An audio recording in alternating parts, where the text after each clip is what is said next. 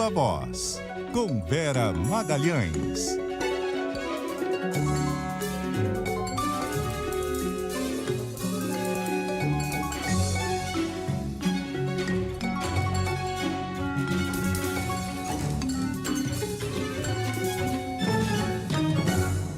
Vera Magalhães nas nossas telas. Tudo bem, Vera?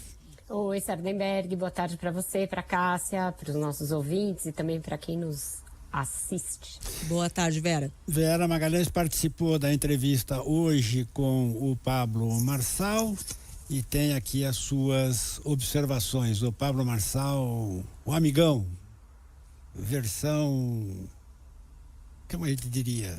Uma versão soft, mais suave, mais light, será, Vera? Ele disse que é versão governante, né? É, ele até falou do arquétipo do governante, né? Ele falou de vários arquétipos, isso mais ainda na conversa anterior à entrevista em si. Que ele começou com o arquétipo do palhaço e aí ia passar por outros lá, segundo uma mitologia bem própria. Mas o que me chamou a atenção não foi isso, não. É que dentro dessa tentativa dele de dimensionar e redirecionar o seu discurso, tentando diminuir a rejeição, diminuir sobretudo a rejeição junto ao público feminino, ele tomou algumas iniciativas nos últimos dias, entre elas a de designar uma mulher para o comando das próprias empresas, mas ele ainda em várias contradições que estão no seu plano de governo, que estão nas falas dele ao longo da campanha.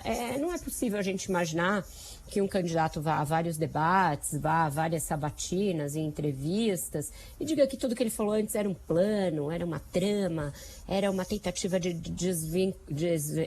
desvendar a mente dos outros, porque isso diz apenas sobre ele, não diz nada sobre os adversários. Você inventar que um adversário seu usa drogas pura e simplesmente do nada, tirando da sua cabeça e não apresentando nenhuma prova, você não está desmascarando o seu adversário, você está desmascarando a si mesmo.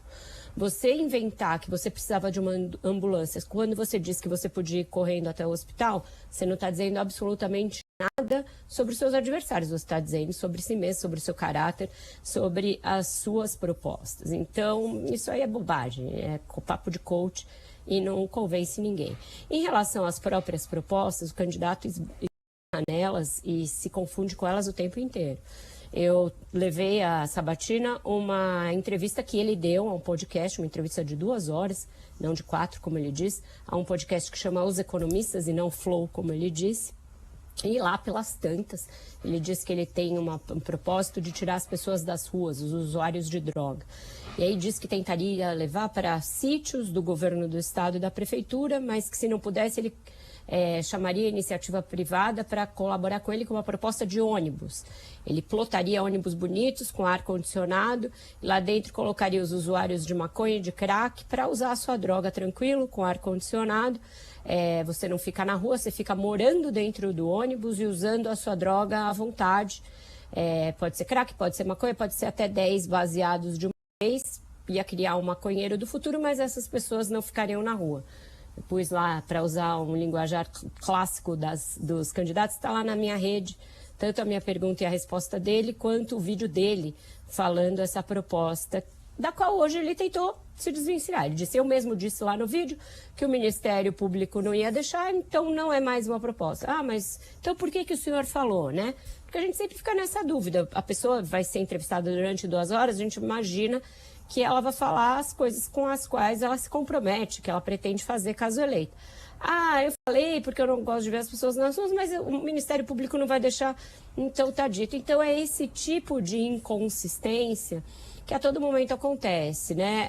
O Fernando Andrade trouxe muito bem as falas dele sobre El Salvador. E aí quando você traz as falas dele, ele fala, não, mas São Paulo não é El Salvador. Quem trouxe El Salvador para a disputa municipal foi ele, ao ir até lá, se deixar fotografar, fazer vídeos e dizer que traria várias experiências para cá.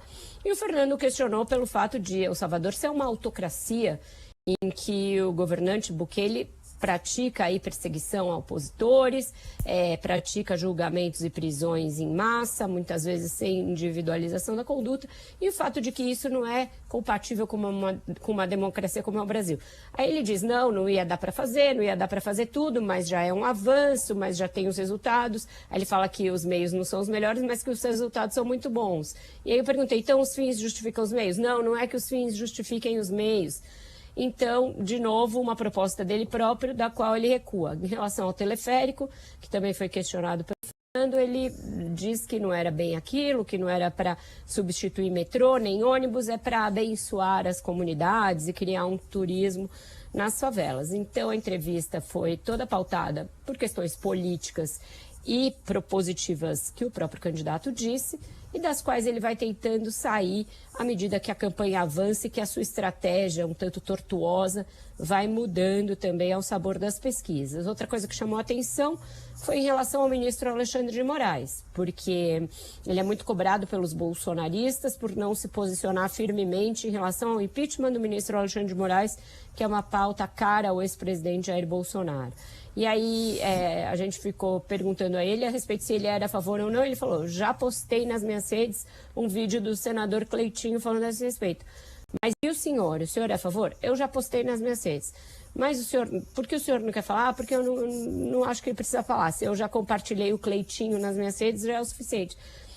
Então ele acha que com esses pequenos truques e arranjos retóricos, ele vai ou se livrar de ser incluído nos inquéritos do Alexandre de Moraes, eu imagino que seja por isso que ele não fala, e ao mesmo tempo agradar a base bolsonarista. Só que você não pode querer agradar a gregos e troianos ao mesmo tempo sem se comprometer com nada.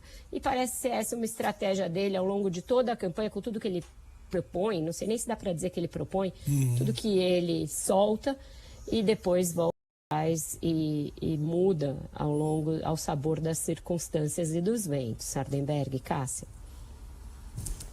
Ok? Ok. E amanhã tem mais, né, Vera? Amanhã tem mais um capítulo da Sabatina com o último candidato à Prefeitura de São Paulo que faz parte dessa série, né? Isso, amanhã o candidato Guilherme Boulos do PSOL é o último entrevistado, o último dos 5. Todas as entrevistas estão na íntegra nas plataformas da CBN, do Globo e do Valor.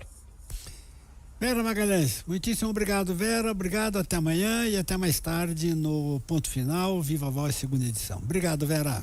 Até mais tarde. Até Tchau, mais. tchau. Ótimo jornal para vocês.